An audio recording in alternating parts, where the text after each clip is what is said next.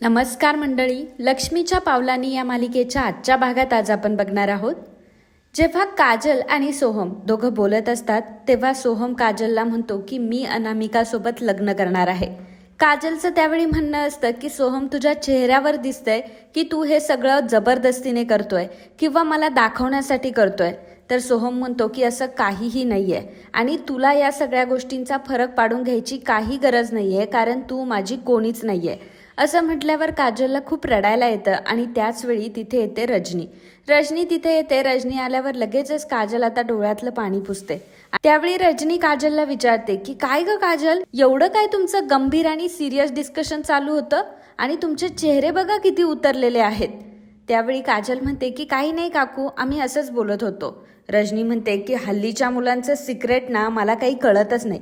मला एक गोष्ट कळत नाही, जेव्हा तुम्ही दोघं जण जेव्हा बोलत असताना तेव्हा कायम तुमची काही ना काहीतरी घुसरपुसर चालूच असते. म्हणजे काहीतरी सिरियसच बोलताय असंच मला प्रत्येक वेळी वाटतं. असं काय तुमच्यामध्ये सिरियस बोलणं चालतं काय माहिती. त्यावेळी सोहम म्हणतो की आई, माझं ठरलंय. रजनी विचारते की काय ठरलंय तुझं. तर सोहम म्हणतो की आई, मी निर्णय घेतलाय, मला आमचं नातं पुढं न्यायचंय. असं म्हटल्यावर काजलला एक क्षणी वाटतं की सोहम हा माझ्याबद्दल बोलतोय का, म्हणजे माझं आणि सोहमचं नातं पुढं न्यायचंय असं सोहमला म्हणायचंय का. परंतु त्याच वेळी सोहम म्हणतो की आई, मला माझं आणि अनामिकाचं नातं पुढं न्यायचंय. असं म्हटल्यावर रजनी खुश होते. रजनी म्हणते की अरे वा, आणि काजल बघितलं ना तू, अगं याला 2 दिवसापासून आम्ही नीट विचारतोय परंतु आमच्याशी हा पठ्ठ्या बोलायलाच तयार नाही, आणि तू याच्याशी बोलली काय तर लगेचच याने त्याचा डिसिजन बनवला आणि लगेचच आता तो म्हणतोय की त्याला अनामिकासोबत लग्न करायचंय. 2 दिवसापासून आम्ही एवढं विचारतोय तर आम्हाला काही उत्तरच देत नाही.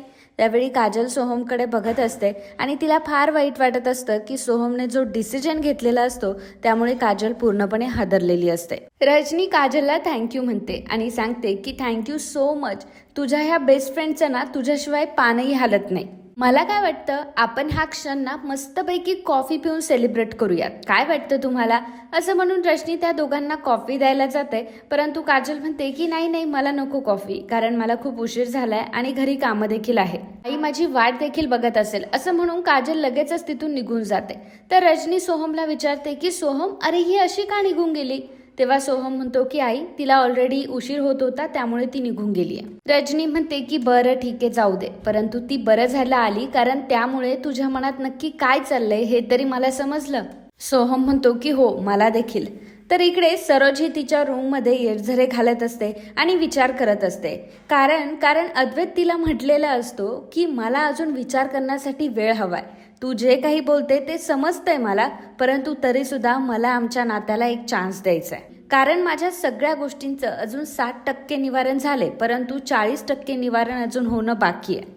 तर अद्वैतचं जे 60-40 चालू असतं त्यामध्ये कलाही काही कमी नसते आणि कला अद्वैतला पूर्णपणे तिच्या जाळ्यात ओढणार असं आता सरोजला वाटू लागतं. त्यामुळे सरोज आता घाबरलेली असते. सरोज म्हणते की नाही नाही, ते काही नाही, जोपर्यंत जखम ताजी आहे ना तोपर्यंत दुसरे घाव घालायला हवेत, तरच जखमेचा ठणका हा अजून वाढला आणि जो काही खेळ खेळायचा आहे तो वेळेतच खेळायला हवा. तर लगेचच सोहम आता मंदार परांजपे या वकिलांना कॉल करते आणि त्यांना सांगते की माझं एक अर्जंट काम आहे तुमच्याकडं, मला तुमच्याकडनं उद्यापर्यंत काही डॉक्युमेंट हवे आणि अर्जंट आहे माझं काम, असं म्हणून ती फोन ठेवून देते. इकडे काजल आता घरी आलेली असते. काजलचा चेहरा ऑलरेडी उतरलेला असतो, कारण सोहमने अनामिकासोबत लग्न करण्याचा डिसिजन घेतलेला असतो आणि तेही तिच्यासमोर. सोहमने सांगितलेलं असतं की तू माझी कोणीही लागत नाही आणि या गोष्टींचा काजलवर जबरदस्त घाव बसलेला असतो.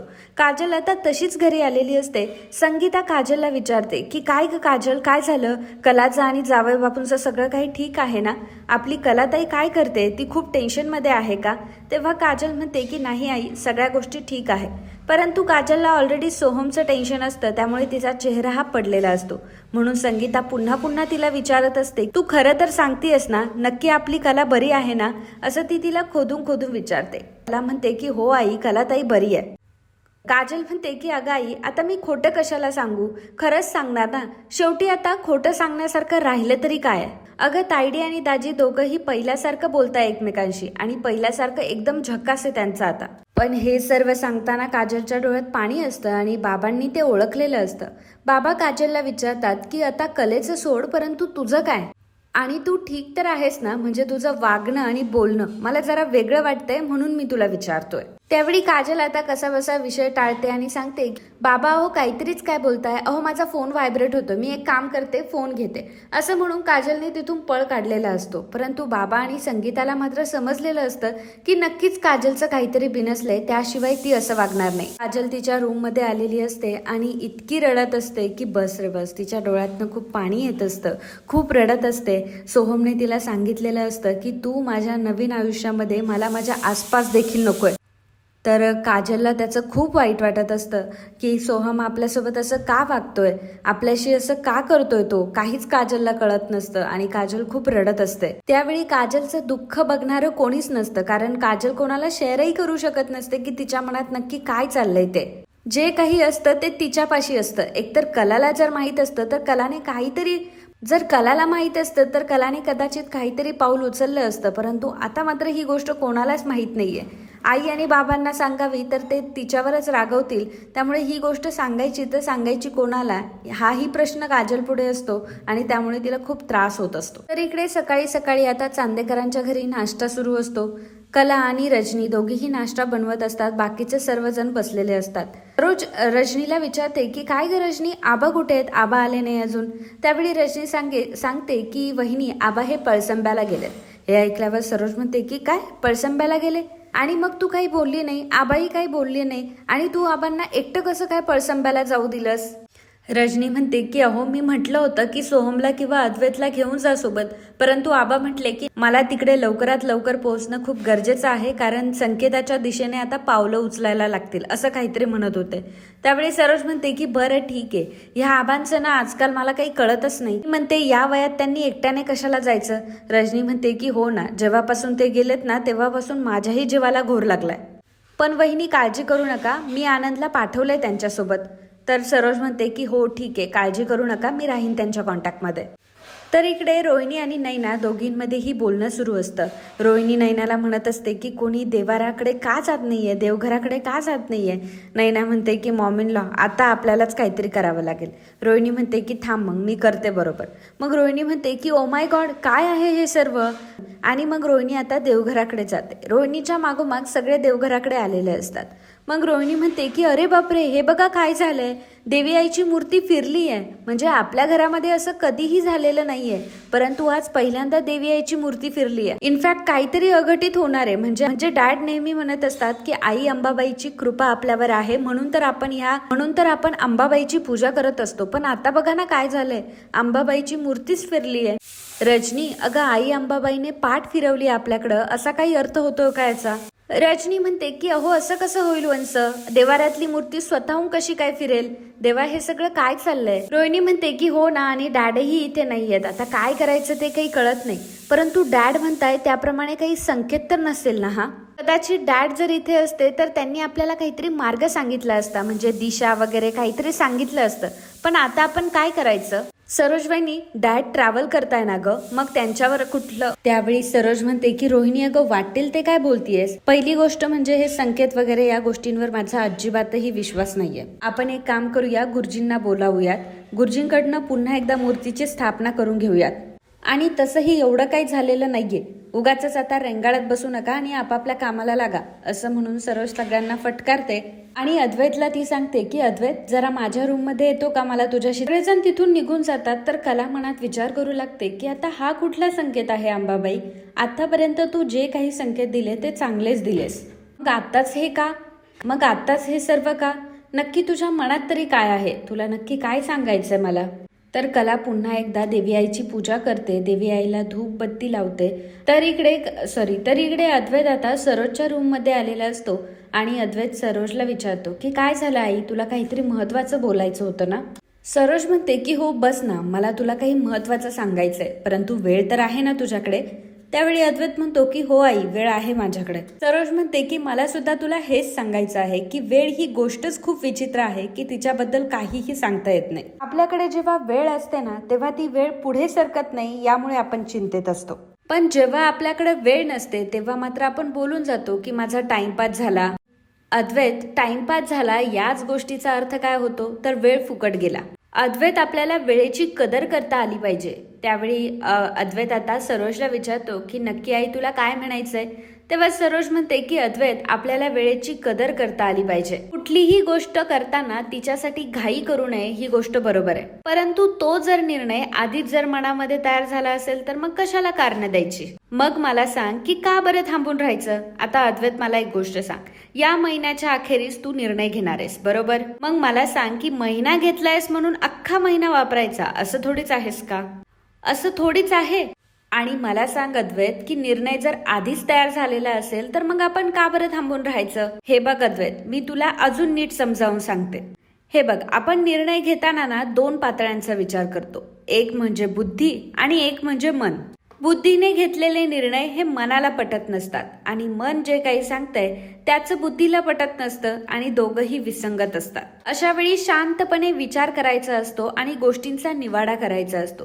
तुझ्या बाबतीत असं झालंय की तू बुद्धीपर्यंत पोहोचलाय आणि तू विचार आता बुद्धीनेच करायला लागलाय, तर तू तुझ्या निर्णयावरून ढळू नकोस. दुसरीकडे मनाला विचार की ऑलरेडी तुला हे संकेत वगैरे खूप मिळालेले आहेत. अद्वैत म्हणतो की आई अगं हे संकेत. सरोज म्हणते की माहितीये मला, संकेत वगैरे या सगळ्या गोष्टींवर तुझा काय आणि माझा काय दोघांचाही विश्वास नाहीये. परंतु चांगले संकेत मिळाल्यानंतर सगळं काही चांगलंच होतं असंही आपण म्हणतो की. मग मला सांग अद्वैत, हिच्या बाबतीत जर म्हणायला गेलं तर आपल्याला अजून खूपच वाईट संकेत मिळालेले आहेत आणि मग त्याचाही आपण विचार करायला हवा ना.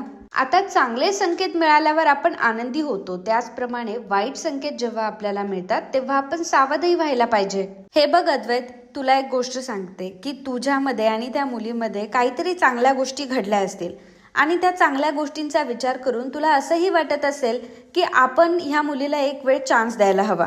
तर मला तुला हेच सांगायचं आहे की आज जो काही संकेत आपल्याला मिळालाय तो तुला दिशा द्यायलाच मिळालाय. कदाचित घडलेला जो काही अपशकुन आहे तो अपशकुनच सगळं काही सांगतोय. तो अपशकुन तुला सांगण्याचा प्रयत्न करतोय की आता तू जिथे आहे तिथेच थांबून घे. आणि मला सुद्धा हेच वाटतं की नसत्या गोष्टींमध्ये तू अजिबातही वेळ वाया घालू नकोस. असं म्हणत सरोज आता तिने बनवलेले डिवोर्स पेपर हे अद्वैतला दाखवते. समोर डिवोर्स पेपर बघून अद्वैत हादरतो, कारण त्याने अजून कुठलाही निर्णय घेतलेला नसतो. परंतु सरोजचं म्हणणं असं असतं की डिवोर्स तुला घ्यायलाच पाहिजे आणि डिवोर्सचे पेपर मी आता बनवले, त्यामुळे तू ह्या दिशेने आता वाटचाल सुरू कर. अद्वैत मात्र त्यासाठी पूर्णपणे रेडी नसतो. अद्वैत आता डिवोर्स पेपर हातामध्ये घेतो आणि म्हणतो की आई, डिवोर्स पेपर. आणि असं म्हणताच तिथे कला आलेली असते, कारण कला जो अपशकुन झालेला असतो त्या सगळ्या घरातल्या निगेटिव्ह एनर्जी जाण्यासाठी कलाने धूप लावलेलं असतं आणि सगळ्या घराला ती धूप लावत असते आणि त्यासाठी सरोज मॅडमच्या रूममध्ये ती आलेली असते आणि नेमकं तिला तो डिवोर्स पेपरची गोष्ट समजते. कला तो सगळ्या प्रकार बघून खूप थक्क होते. आता सरोजने अद्वैतच्या हातामध्ये पेन दिलेला असतो आणि अद्वैतला ती सांगते की अद्वैत, या डिवोर्स पेपरवर सह्या कर, कारण हे ओझ्यासारखं नातं निभावता निभावता तुझी खूप दमछाट होणार आहे, म्हणून मी तुला सांगतेय. आणि अद्वैत, तू वेळीच वेळी जो काही निर्णय घ्यायचा आहे तो घे, असं म्हणत सरोज त्याला फोर्स करत असते आणि अद्वैतच्या हातात पेन देत अद्वैतला ती सांगत असते की अद्वैत, तू या डिवोर्स पेपरवर सह्या कर. आणि नेमकी कलाने ती गोष्ट ऐकलेली असते. कला आता तिथून धावतच सुटते. कलाला काय करावं तेच कळत नसतं, कारण सरोज मॅडमने आता खूप मोठा डाव खेळलेला असतो आणि अद्वैत सुद्धा त्यामध्ये आलेला असतो. अद्वैत आता कलाला डिवोर्स देणार असं कलाला वाटू लागतं. कलाला फार वाईट वाटत असतं की जर ह्या सगळ्या गोष्टी व्हायच्या होत्या तर मग याने मला आधीच का नाही सांगितलं. असं जर ठरलेलंच होतं की महिन्याच्या अखेर मला डिवोर्स द्यायचाच आहे, तर मग ह्या सगळ्या गोष्टी का म्हणून केल्या. कलाला काहीही समजण्याचा मार्ग उरलेला नसतो. कला फार चिंतेत असते आणि त्याचवेळी तिच्या हातात जो निखारा असतो तो नेमका खाली पडतो. तर निखारा खाली पडतो, कला आता त्याच्यावरनं चालत चालत पुढे जाते.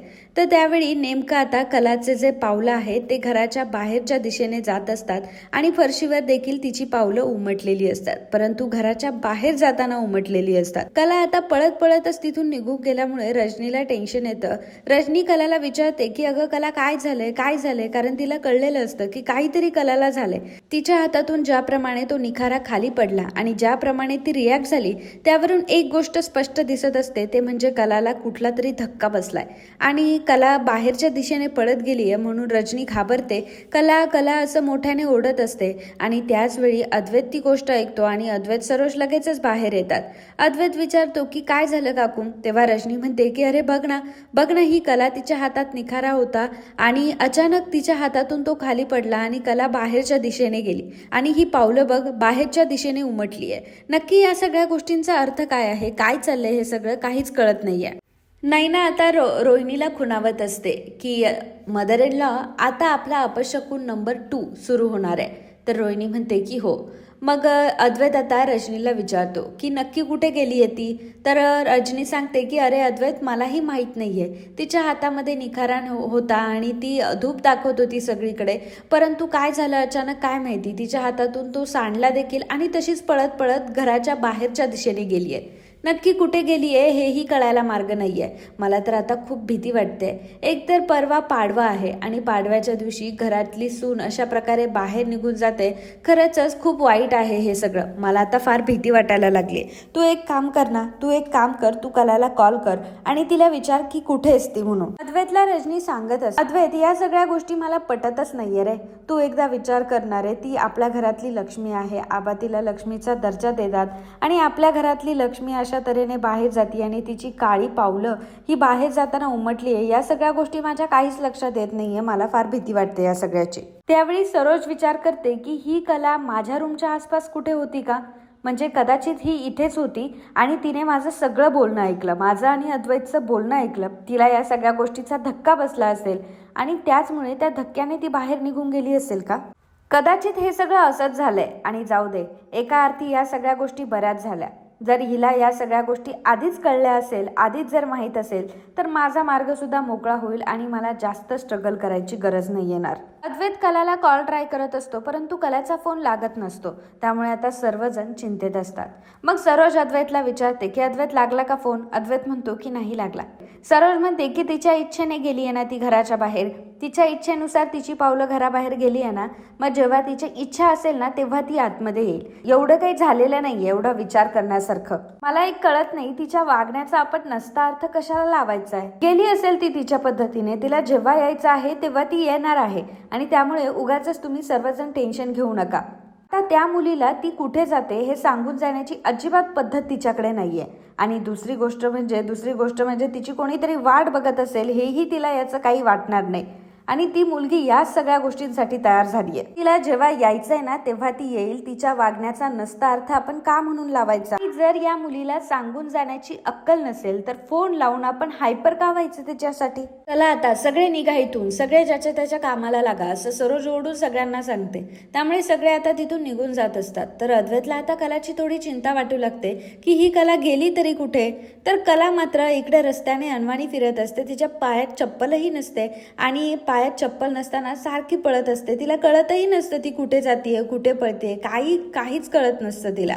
आणि सारखं तिला सरोजचं बोलणं आठवत असतं. सरोजने अद्वैतला डिवोर्ससाठी फोर्स केलेला असतो. कलाला आता काहीच कळायला मार्ग उरलेला नसतो. कारण कलाला वाटत असतं की हे सगळं अद्वैतचं आणि सरोजचं ठरलेलं होतं आणि फक्त मला वेड्यात काढायचं काम केलंय आणि माझ्यासोबत या सगळ्या गोष्टी का होतात प्रत्येक वेळी. आता कलाला खूप वाईट वाटत असतं. एवढे दिवस ती त्या घरात राहिलेली असते, चांदेकरांच्या घरात राहिलेली असते, परंतु चांदेकरांनी तिला अजूनही आपलेसं केलेलं नसतं. सरोजने तिला सून मानलेलं नसतं. तर अद्वैत तिला बायको म्हणून मानत नसतो, तिला बायको म्हणून स्वीकार करत नसतो. नैना असेल तर नैना तिचा जाव म्हणून स्वीकार करत नसते. राहुलनेही तिला दर्जा दिलेला नसतो आणि जी रोहिणी असते ती तर नेहमी तिचा अपमानच करत असते. या सगळ्या गोष्टी कलाला माहीत असतात की कशा प्रकारे चांदेकरांनी तिला पूर्णपणे ऍक्सेप्ट कधीच केलं नाही. कधी चांदेकरांची सून म्हणून तिला दर्जा मिळाला नाही. दर्जा दिला तो फक्त आबांनी आणि रजनी मॅडमने. बाकी कोणीही मला आपलेसं केलं नाही. बाकी कोणी माझ्याशी 2 शब्द नीट सुद्धा कधी बोललं नाही. कोणी मला म्हटलंही नाही की कला तुला काय होतंय, तुझा काय प्रॉब्लेम आहे. मला कधी कोणी विचारण्याचाही प्रयत्न केला नाही. आणि या सगळ्या गोष्टी असताना मला आता एवढा मोठा धक्का मिळालाय, तो म्हणजे अद्वैत आता डिवोर्स पेपरवर सही करतोय. म्हणजे कलाला असं वाटत असतं की सरोजने अद्वैतच्या हातात जो पेन दिला त्या पेनने आता अद्वैतने डिवोर्स पेपरवर सह्या देखील केल्या असतील असं कलाला वाटत असतं आणि तेवढ्यातच ती बाहेर निघून गेलेली असते. पण कलाला माहीत नसतं की नक्की अद्वैतने सह्या केल्यात की नाही म्हणून. तर कला आता पळत पळत देवी आईच्या मंदिरात आलेली असते. देवी आईच्या मंदिरात आल्यावर जोरजोरात घंटा वाजवू लागते. रडत असते आणि म्हणत असते की देवी आई का अगं का या सगळ्या गोष्टी तू माझ्याच नशिबात का लिहून ठेवलाय, माझ्यासोबत या सगळ्या गोष्टी का होत असतात. देवी आई आतापर्यंत तू चांगला संकेत देत होतीस ना मला, मग आता हे वाईट संकेत द्यायला तू का सुरुवात केलीयस. जेव्हा मला माझ्या आयुष्यात सगळं संपलंय असं वाटायचं तेव्हा त्या प्रत्येक वेळी तू मला आशेचा नवा किरण दाखवलायस. देवी आई परंतु आता मी काय करू ग, माझं सगळंच काही उद्ध्वस्त झालंय असंच मला वाटायला लागलंय. जेव्हा जेव्हा मला असं वाटायचं ना की सगळं माझ्या हातातून निसटून चाललंय, सगळ्या गोष्टी माझ्या हातातून निसटून जात आहे किंवा माझ्या संसारामध्ये काही अडीअडचणी येत आहे, तेव्हा मात्र प्रत्येक वेळी तू त्या गोष्टी सावरून घेतल्यात. परंतु यावेळी मात्र तूच असे अपशकून का देतीयस, तूच असे संकेत का देतीयस माझ्यासमोर. आज तर मला खूप मोठा धक्का बसलाय ग देवी आई.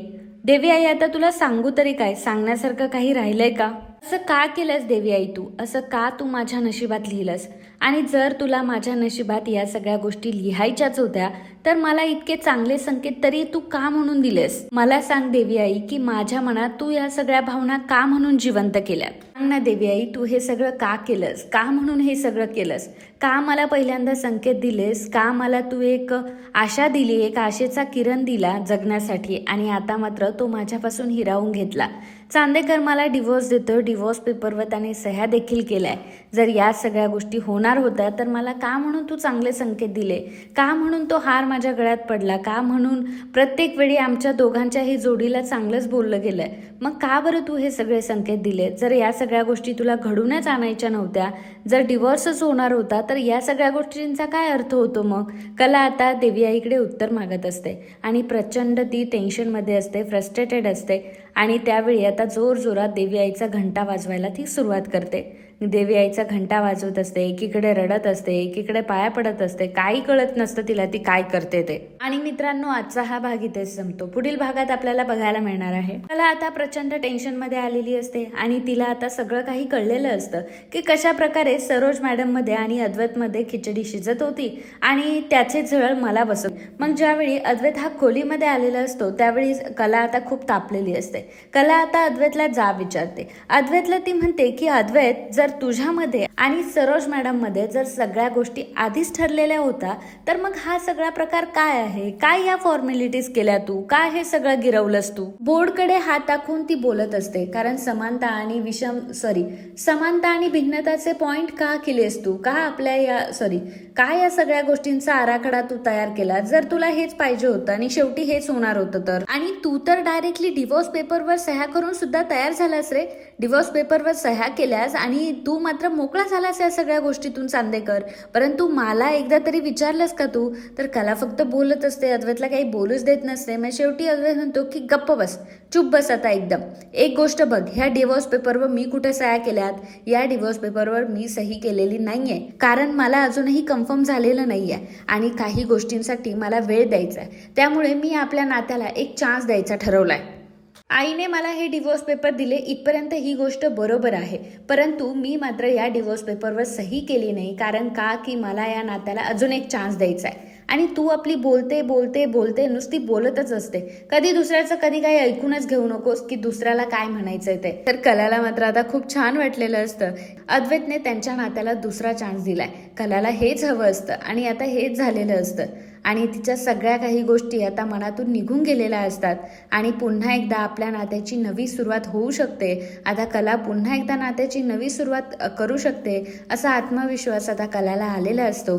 आणि खरंच आपण अद्वैतला जे समजतो तसा अद्वैत अजिबात नाही आहे. अद्वैतमध्ये खूप चांगलं मन आहे आणि सरोज मॅडम जरी